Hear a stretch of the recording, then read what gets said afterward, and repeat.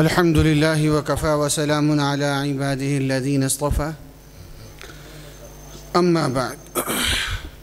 قال النبي صلى الله عليه وسلم: إنه سيكون في أمتي كذابون ثلاثون، وفي رواية دجالون، كلهم يزعم أنه نبي، وأنا خاتم النبيين لا نبي بعدي، أو كما قال عليه الصلاة والسلام. صدق الله العظيم وصدق رسوله النبي الكريم، ونحن على ذلك لمن الشاهدين والشاكرين، والحمد لله رب العالمین. انتہائی عقیدت، محبت، توجہ اور اسی یقین کے ساتھ ہم سب نے درود پڑھنا ہے. ہم جو درود پڑھیں گے وہ گنبد خضرا میں آپ علیہ السلام کے سامنے ہمارا نام لے کے پیش کیا جائے گا. درود پاک پڑھ لیجیے.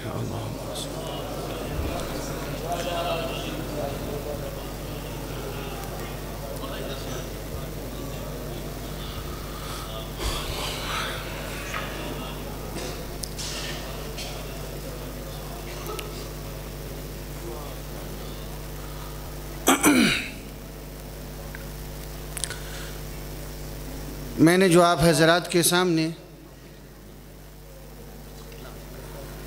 ایک حدیث مبارکہ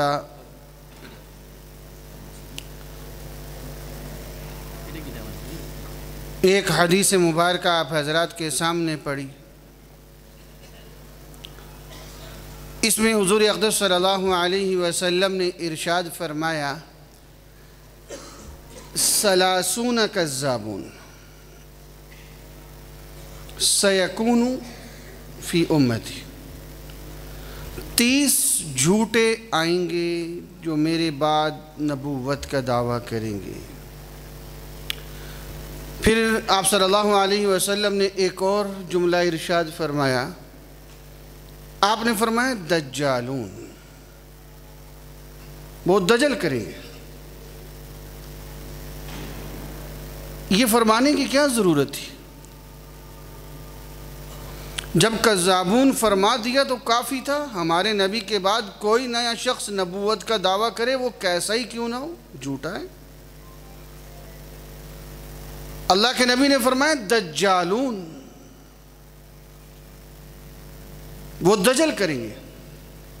دجل کس کو کہتے ہیں؟ مجھے یہ 2-4 منٹ جو دیے گئے ہیں، میں اسی میں 1-2 باتیں آپ کی خدمت میں عرض کر کے اپنے بڑوں کے حوالے مائک کرنا چاہتا ہوں.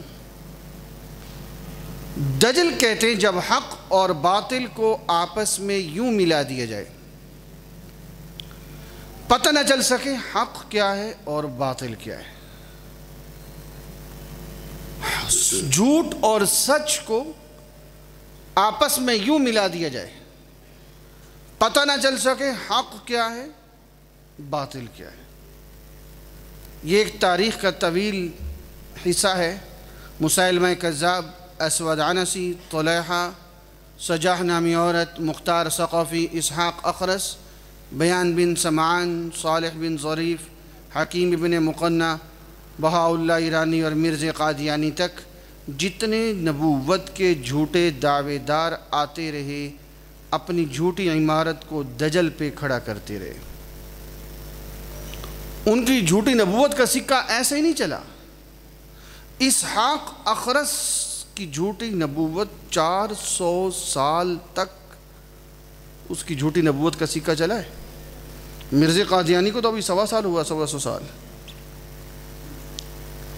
مسیلمہ کے ماننے والے جو قتل کیے گئے ایک جنگ میں، وہ 22,000 ہیں. یہ دجالون ہے. مسیلمہ کی اذان اشہد ان محمد رسول اللہ سے ہوتی تھی. اسحاق اخرس نے قرآن کا انکار نہیں کیا تھا. بہاء اللہ ایرانی کی کتاب اقدس آپ اٹھا کے دیکھیں، میں نے وہ پوری پڑھی ہے. آپ کو فرق کرنا مشکل ہو جائے گا قرآن مجید میں اور اس میں. اپنی بکواسات بھی ساتھ میں شامل کر رہا ہے.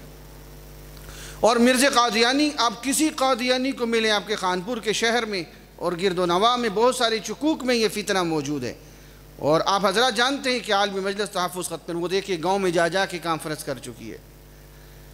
کسی قادیانی سے ملیں، آپ ان سے پوچھیں تمہارا کلمہ کیا ہے، وہ آگے سے کہے گا لا الہ الا اللہ محمد رسول اللہ۔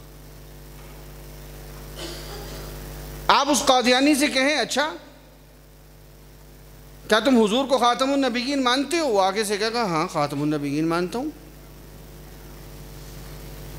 اب مجھے آپ بتائیں، ایک شخص یہ کہتا ہے میں کلمہ بھی پڑھتا ہوں، حضور کو خاتم النبیین بھی مانتا ہوں، پھر لوگ مجھے کافر کیوں کہتے ہیں، مولوی مجھے کافر کیوں کہتے ہیں؟ اس پہ ایک دو باتیں عرض کرتا ہوں، میں کوشش کروں گا کہ منٹوں والی بات سے آگے نہ جاؤں۔ کچھ عرصہ پہلے کی بات ہے، رحیم یار خان میں تبلیغی جماعت کا ایک نوجوان مجھے ملا، وہ کہنے لگا کہ 22 برس پہلے میرا ایک ماموں قادیانی ہوا، جرمنی چلا گیا، 22 برس کے بعد آیا اور اس نے مجھے فون ملایا کہ میں تمہارا ماموں بات کر رہا ہوں، 22 برس گزر گئے ہیں، دل کرتا ہے تم سے ملاقات کرنے کو۔ اعجاز وڑائچ اس کا نام، افتخار وڑائچ، رحیم یار خان میں موٹر سائیکل شو روم ہے۔ اس آگے سے اس اللہ کے بندے نے بڑا قیمتی جواب دیا، میرا دل کرتا ہے کہ یہ جواب آپ سب کے دلوں پہ میں نقش کر کے اٹھوں۔ اس بھانجے نے کیا جواب دیا، کہنے لگا دیکھو آج تو تم نے فون کر لیا ہے، میں تیرا بھانجا بعد میں ہوں، میں اپنے نبی کا امتی پہلے ہوں۔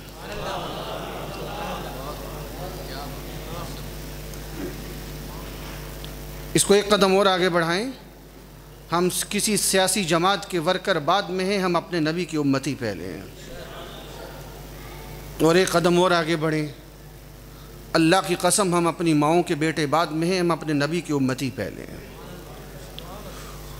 اس نے یہ کیس تبلیغی مرکز میں لے گیا، تبلیغی مرکز سے جڑا ہوا نوجوان تھا، پکا مسلمان تھا، کہنے لگا کیا کروں، مرکز والوں نے کہا کہ یہ کیس ختم نبوت والوں کا، ادھر جاؤ۔ وہ میرے پاس آ گیا، قصہ مختصر، میں نے اس سے کہا کہ اگر وہ اول تو تم ٹھیک کر رہے ہو، قادیانیوں سے بائیکاٹ ہمارے ایمان کا حصہ ہے، اگر وہ اصرار کر رہے ہیں تو اس کو آنے دو، لیکن تم اکیلے نہیں ملو گے۔ سانپ کو ہاتھ وہ لگائے جسے منتر آتا ہو، ورنہ ڈستا ہے۔ اور آج کا نوجوان بہت سارا ڈسا گیا۔ ابھی کچھ دنوں کی بات ہے، میرے پاس صادق آباد سے ایک والد اپنا جوان بیٹا لے کے آیا اور آ کے کہنے لگا مولوی صاحب عجیب و غریب باتیں کرتا ہے، صادق آباد میں علماء نے کہا ہے کہ رحیم یار خان دفتر لے جاؤ، وہیں پہ اس کی صحیح سرجری ہو سکتی ہے۔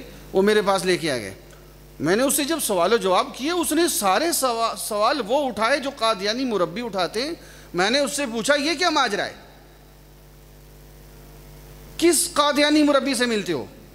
کہنے لگا کسی سے نہیں، میں تو ہمیشہ اس جو مسلمانوں والے چینل ہے وہ دیکھتا ہوں، مذہبی چینل دیکھتا ہوں۔ وہ ایک چینل ہے MTV، مسلم ٹی وی، اس پہ ایک مولوی صاحب آتے ہیں، پگڑی ہوتی ہے، داڑھی ہوتی ہے، بڑی واسکٹ، کبا شبہ جبہ، سارا کچھ، ہاتھ میں تسبیح عینک سب کچھ ہوتا ہے، وہ یہ باتیں کرتا ہے۔ اب مجھے توجہ چاہیے، توجہ میری طرف کریں، یہ کوئی وہ تقریر نہیں جس کو بھلا دینے کے لائق ہو، یہ دو باتیں ذرا یاد کر لیں۔ وہ مسلم ٹی وی قادیانیوں کا چینل ہے۔ دجالون سمجھ آ رہا ہے؟ قصہ مختصر، اس کا ماموں آ گیا سرگودا سے، جوان بیٹے بھی ساتھ۔ اب وہ مولوی سے بات نہیں کر رہا، مجھے دیکھ کے کہنے لگا میں تو مولوی نال گل کوئی نہیں کرتا۔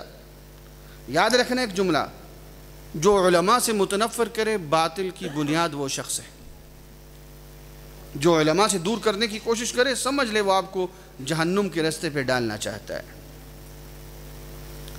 اب پھر میں نے اس کی دم پہ پاؤں رکھا، تھوڑے سے منتر میں نے بھی بڑوں سے سیکھے ہوئے ہیں۔ میں نے اس سے کہا تجھے تو کلمہ بھی نہیں آتا۔ کہنے لگا کیا مطلب؟ میں کہا سنا دو۔ کہنے لگا آتا ہے؟ میں کہا سناؤ۔ اس نے کلمہ سنایا، لا الہ الا اللہ محمد الرسول اللہ۔ میں نے کہا یہ تو تیرا کلمہ ہی نہیں۔ کہنے لگا کیا مطلب؟ میں نے کہا توجہ سے ذرا لفظوں پہ غور کیجیے، یہ سبق آپ نے آگے بھی پہنچانا ہے۔ 90% قادیانی بھی دھوکے کا شکار ہیں، ان کے بڑے ان کو اصل کتابوں تک جانے نہیں دیتے۔ ذرا توجہ سے، آپ کے شہر میں بہت سارے قادیانی تجارت کر رہے ہیں۔ میں نے اس سے کہا تم لوگ لفظوں پہ غور کیجئے گا، جب کلمے میں محمد الرسول اللہ پڑھتے ہو تو محمد سے مراد گنبد خضرا والوں کو نہیں لیتے ہو، تم لوگ محمد سے مراد مرزا غلام قادیانی کو لیتے ہو۔ وہ ایک دم پھٹا، یہ کیسے ہو سکتا ہے؟ میرے پاس قادیانیوں کی کتاب تھی، تفصیل کا وقت نہیں، کلمۃ الفصل، کیا نام؟ بولیں بولیں بولیں، ایک حوالہ تو یاد کریں، کلمۃ میں نے وہ کتاب اس کے سامنے کی، میں نے کہا یہ کتاب تمہاری ہے؟ کہنے لگا ہاں۔ میں نے کہا اس کا مصنف تمہارا بڑا ہے؟ کہنے لگا ہاں۔ میں نے کہا تمہارے پریس سے چھپی ہے؟ کہنے لگا ہاں۔ میں نے کہا پڑھو۔ اب اس میں کیا لکھا ہے؟ اللہ کی قسم اتنا بدبودار اور غلیظ جملہ ہے، 7 سمندروں میں ڈالیں تو سارے بدبودار ہو جائیں۔ اس میں کیا لکھا ہوا ہے؟ نقل کفر کفر نباشد، محمد دنیا میں 2 دفعہ آنے تھے۔ نہیں سمجھے بات کو؟ اس سے بڑی کوئی بکواس ہو سکتی ہے؟ ایک دفعہ مکہ مدینہ میں آئے، دوسری دفعہ نعوذ باللہ مرزا قادیانی کی شکل میں قادیان میں آئے۔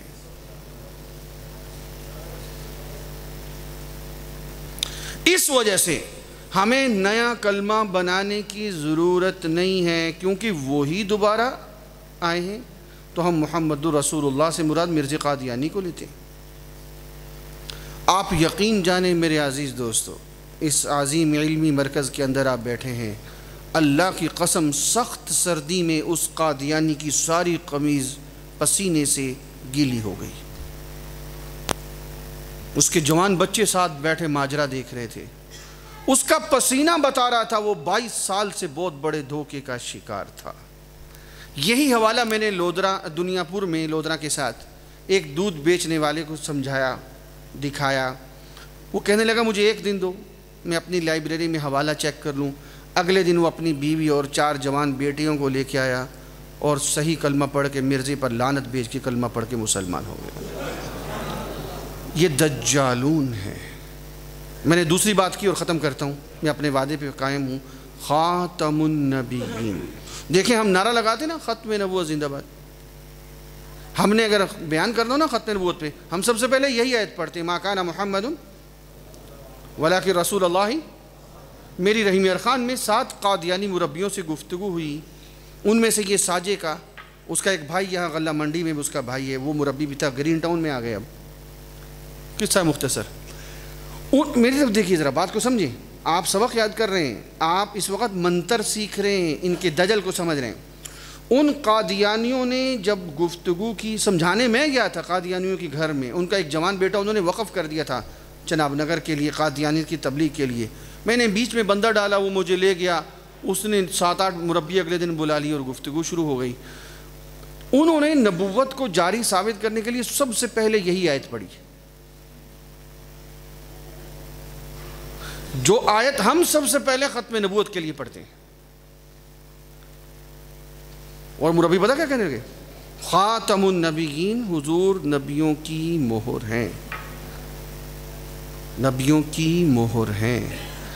آسان لفظوں میں، پہلے نبی اللہ بناتے تھے، اب حضور کی مہر سے نبی بنتے ہیں۔ مرزے نے جو اتباع کرتا جائے گا اس پہ مہر لگتی جائے گی، مرزے پر مہر لگ گئی، نبی بن گیا۔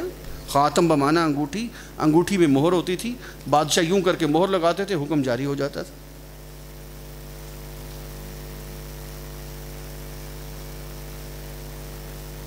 جو ہماری سب سے مضبوط ترین دلیل تھی وہ تو ہم سے قادیانی چھین کے لے کے جا رہے ہیں۔ میں ختم نبوت زندہ باد کا نعرہ تو لگاتا ہوں، مجھے خاتم النبیین کا مفہوم ہی صحیح نہیں معلوم۔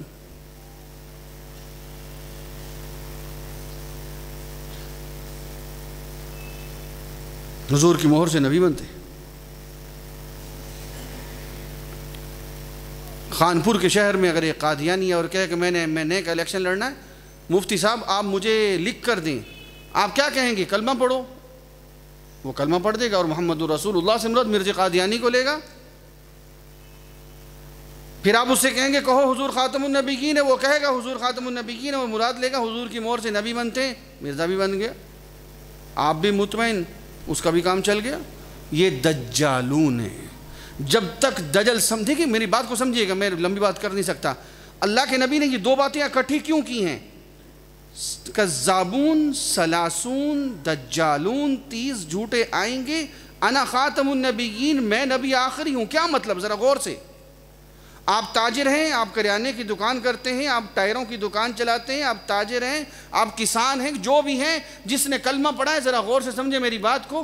میرے نبی نے دو باتیں اکٹھی کیوں کی ہیں؟ ایک یہ فرمایا کہ 30 جھوٹے آئیں گے، پھر فرمایا میں آخری ہوں. کیا مطلب ہے کہ جھوٹے آئیں گے؟ پہلے امت میں گمراہی پھیلتی تھی، اصلاح کے لیے نبی آ جاتے تھے، اب نبی کوئی نہیں آئے گا. تو دجل کو کون سمجھے گا؟ کون اپنا ایمان بچائے گا اور دوسرے کا ایمان بچائے گا؟ اس دور میں فرض ہو چکا ہے. اور پھر وہ زمانہ جو متفقہ طور پر فتنوں کا زمانہ بن چکا ہے. ختم کر رہا ہوں. خاتم النبیین، میں نے ان قادیانیوں سے کہا جو تم معنی کرتے ہو یہ معنی صحیح نہیں ہے. 1400 سال میں کسی مفسر کی تفسیر میں دکھا دو، کسی اصحاب لغت کی لغت میں دکھا دو کہ خاتم النبیین کا معنی حضور کی مہر سے نبی بنتے ہیں. توجہ کرنا، میری طرف سبق یاد کر لو، ہم نے ختم نبوت کا کام کرنا ہے. مجھے کہنے لگا پھر صحیح معنی کیا ہے؟ میں نے کہا سنو، خاتم، خاتم یہ مادہ استعمال ہوتا ہے، خاتمہ یہ جب استعمال ہوتا ہے تو معنی کیا بنتا ہے؟ کسی چیز کو ایسے طریقے سے بند کر دینا. لفظوں پہ غور کیجئے گا، سیل کر دینا، بند کر دینا، باہر سے کوئی چیز اس کے اندر جا نہ سکے، اندر سے چیز باہر آ نہ سکے. دیکھیں ختمہ قرآن مجید میں 7 جگہ استعمال ہوا. ختم اللہ علی قلوبہم، اللہ نے کافروں کے دلوں پر مہر لگا دی. کیا مطلب؟ اللہ تعالیٰ فرماتے ہیں اب تم جتنا مرضی واعظ و نصیحت کر لو، باہر سے ایمان ان کے دلوں کے اندر جا نہیں سکتا، اندر سے کفر باہر. سیل لگ گئی نا، بند ہو گیا نا. خاتم النبیین کا کیا معنی بنا؟ آخری جملہ ذرا لے لیں. خاتم النبیین کا معنی یہ بنا، اللہ تعالیٰ نے انبیاء علیہم السلام کا سلسلہ جو آدم علیہ السلام سے شروع ہوا، ہمارے نبی حضرت محمد مصطفیٰ، بلند آواز سے، بلند آواز سے، صلی اللہ علیہ وسلم پر آ کر اللہ تعالیٰ نے اس پر سیل لگا دی. توجہ سے، بند کر دیا. اب باہر سے کوئی نیا شخص نبی بن کر اس سلسلے میں آ نہیں سکتا. ٹھیک ہو گیا؟ جو اندر آ چکے عیسیٰ علیہ السلام تک، ان میں سے نبوت سے باہر کوئی جا نہیں سکتا. اب جب عیسیٰ علیہ السلام آئیں گے نبی ہوں گے، یہ عقیدہ بھی سمجھ لو، یہ خاتم النبیین کا حصہ ہے. جب عیسیٰ علیہ السلام آئیں گے نبی ہوں گے لیکن فیصلے قرآن و سنت کے مطابق ہوں گے. یہ خاتم النبیین کا معنی ہے. میں نے صرف 2 دجل کھولے ہیں، سینکڑوں دجل ہیں میرے بھائی. یہ وہ زمانہ آ چکا ہے جب راہزن راہبر کے روپ میں پھر رہے ہیں. دجل کا زمانہ ہے. وہ باتیں پرانی ہو گئی، خانپور کے فلاں گلی میں قادیانی ہے، فلاں چک میں. اب یہ انٹرنیٹ ہر جیب میں ہے، کالج کا ہر نوجوان کفر کے کنارے پہ کھڑا ہے. اللہ کے لیے اس دجل کو لازمی سیکھیں. اللہ ہم سب کو ختم نبوت کا کام ہم سب سے لے. وآخر دعوانا ان الحمدللہ رب العالمین.